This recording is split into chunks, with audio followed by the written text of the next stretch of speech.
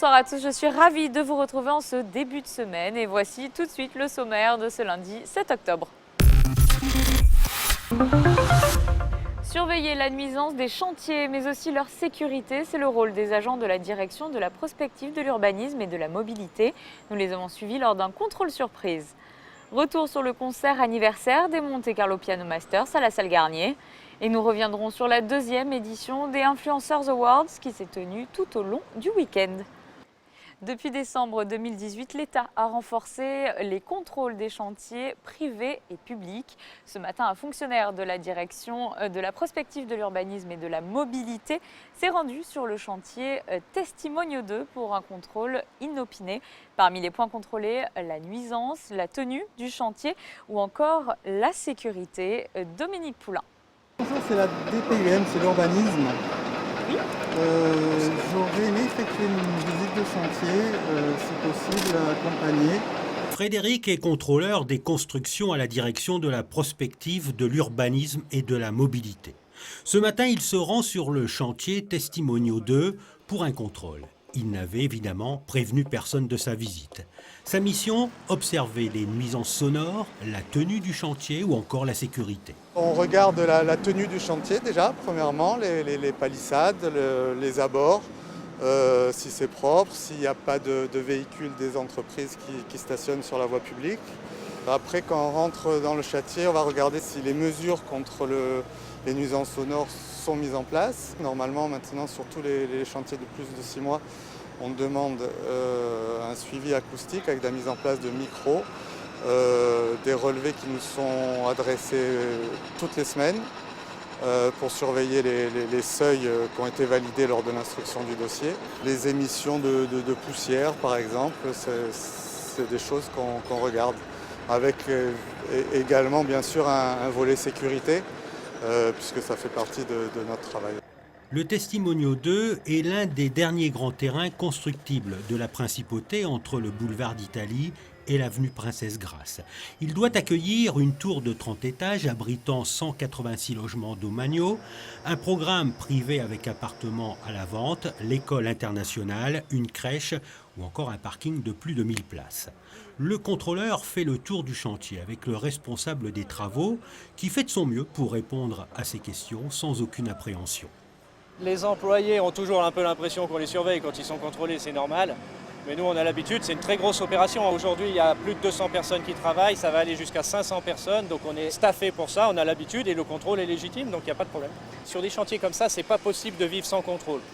Et il y a le contrôleur de la DPUM, mais nous, on a tout un tas de contrôleurs internes, de contrôleurs qualité, des gens qui viennent nous faire des audits de sécurité, des audits environnement. On est nous-mêmes contrôlés par notre hiérarchie qui demande des comptes sur l'avancement du chantier, des comptes sur nos résultats en sécurité, etc. Donc, je veux dire, c'est dans le processus normal. Pour les contrôles, Frédéric est équipé d'une tablette. Elle permet de géolocaliser le contrôle, de prendre des photos du chantier et des abords, de répondre sur place à un questionnaire de contrôle type et de noter l'état général du chantier. Après un peu plus d'1 heure de visite, le bilan est positif. L'entreprise se voit rappeler les quelques points à régler. Là, les prochains points à surveiller, c'est la mise en place de l'isolation des ateliers par une structure qui doit nous être présentée dans un délai de 3 semaines, qui est à la fabrication pour l'instant.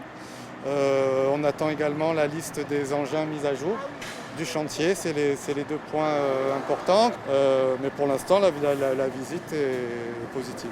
L'avantage des grands groupes comme le nôtre, c'est que quand le contrôle est fait, on a toujours, si vous voulez, un reporting à la fin de ce contrôle. Et à la fin du reporting, des choses à corriger ou pas. D'ailleurs, le contrôle a bien évolué dans les années parce que ce qu'on valorise maintenant, c'est les points positifs. Donc ça, c'est toujours mis en avant du contrôle. Et derrière, les points à reprendre. Et donc ça, il y a une logistique qui fonctionne très bien. C'est-à-dire que derrière, il y a des échéances en fonction des points à reprendre, de leur criticité. Et puis il y a un débriefing qui se fait derrière pour dire quand je suis venu faire le contrôle sur votre chantier, il fallait faire ça, ça, ça, vous en êtes où? Je l'ai fait, oui c'est bien, je ne l'ai pas fait, pourquoi? Et on explique pourquoi et ça permet au process d'avancer et de s'améliorer. À la suite de l'application des arrêtés ministériels sur l'encadrement et les bruits de chantier, 4 757 contrôles ont été réalisés entre janvier 2019 et la fin septembre 2019, dont 1731 effectués par les contrôleurs de la DPUM. Soirée exceptionnelle, affiche exceptionnelle à la salle Garnier pour un concert anniversaire des Monte Carlo Piano Masters. Le reportage de José Sacré.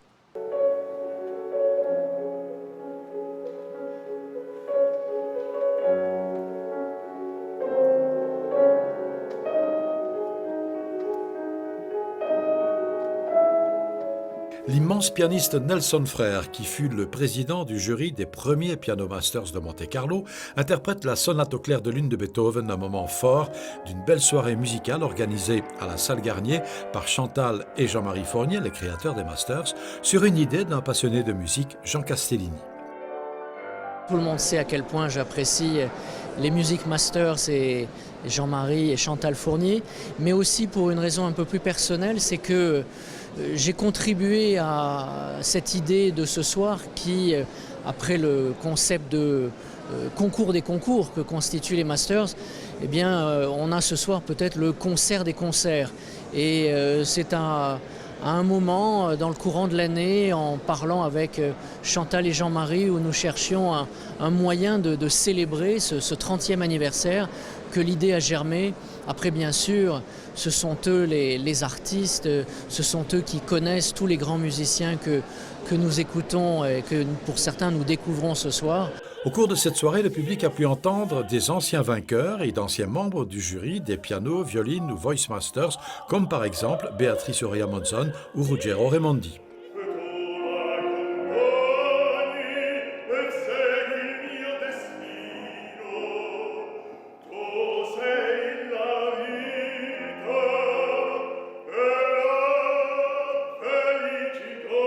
Vous avez offert des mélodies napolitaines. Ce sont des choses très très belles parce qu'ils sont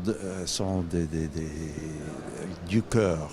C'est la mélodie que j'aime, j'adore à la chanter.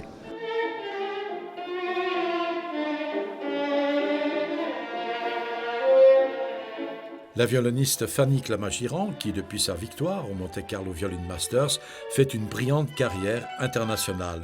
Et Maxime Van Goroff, qui a interprété des pièces de Massenet et de Ravel.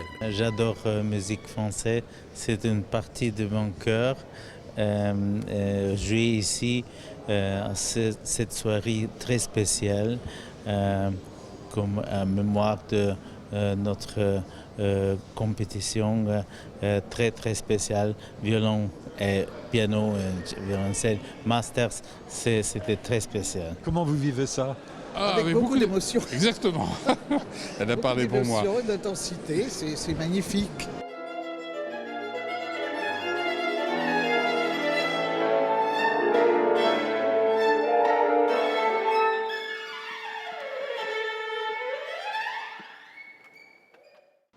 Deuxième édition des Influenceurs Awards.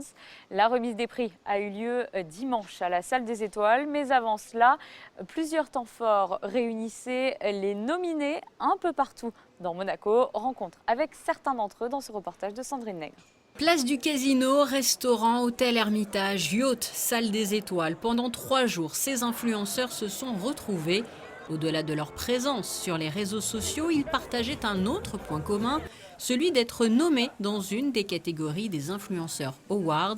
Léa Eluy, Caroline Receveur, Hugo Philippe, Julius Den, le magicien. Ensemble, ils totalisent plus d'1 milliard de vues. À leur côté, des guests comme le footballeur Adil Rami. Cette année, on est de retour avec les influenceurs qui sont très excités de revenir parce qu'il faut savoir qu'on a créé le premier cercle d'influenceurs. Vous avez des cercles d'hommes d'affaires, des cercles de médecins. Ici, c'est un cercle d'influenceurs. Ils arrivent pour passer tout un week-end, pour pouvoir créer leur networking, se rencontrer, discuter, créer des collaborations. Et on termine le dimanche soir par le fameux Red Carpet où sont remis tous les awards par catégorie. Je suis très très heureuse, très honorée d'être donc la présidente du jury et avec mes co-jurys, nous allons décerner le prix au meilleur influenceur, à la personne qui a plus travaillé sur leur site, sur leur Instagram, etc. Et c'est un prix, un award qui est très important, qui est très concret et avec des critères bien précis. Donc c'est vraiment pris très très au sérieux et c'est pour ça que je suis là et c'est une très belle occasion.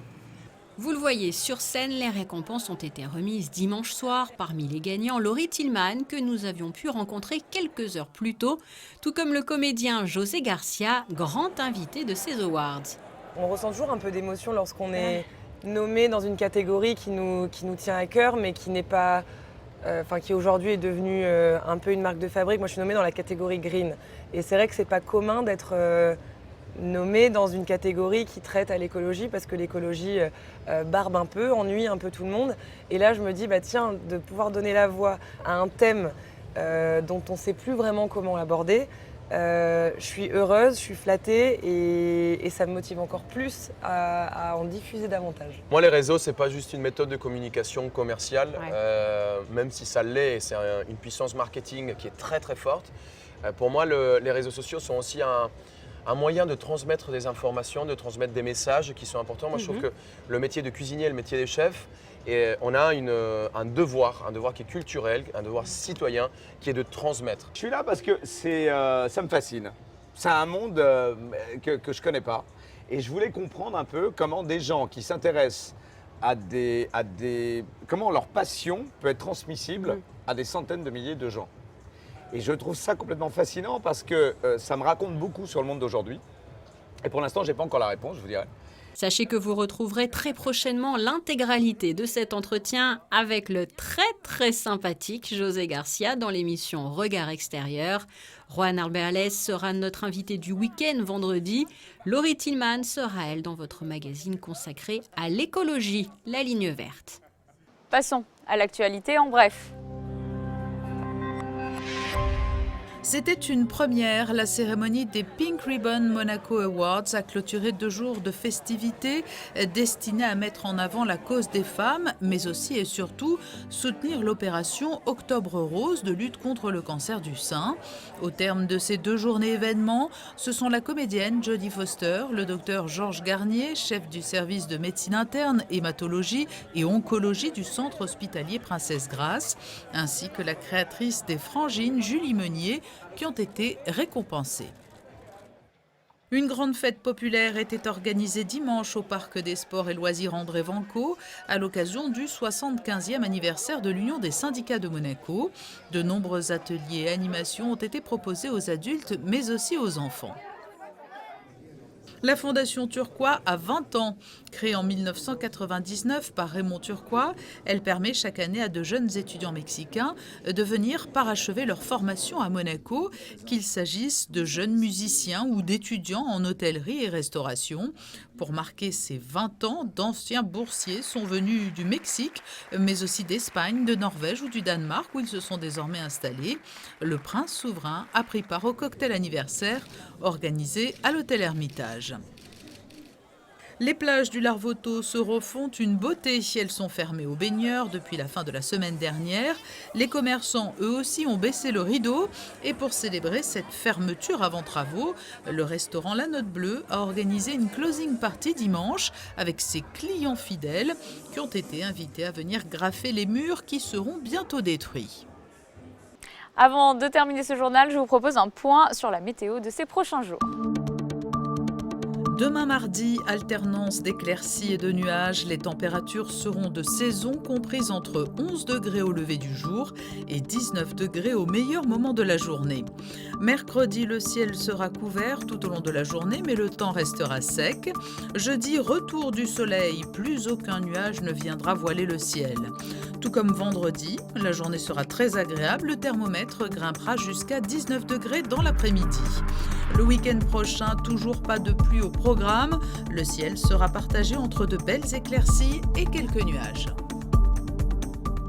C'est la fin de ce journal. Merci de nous avoir suivis. Je vous souhaite à tous une excellente soirée sur Monaco Info.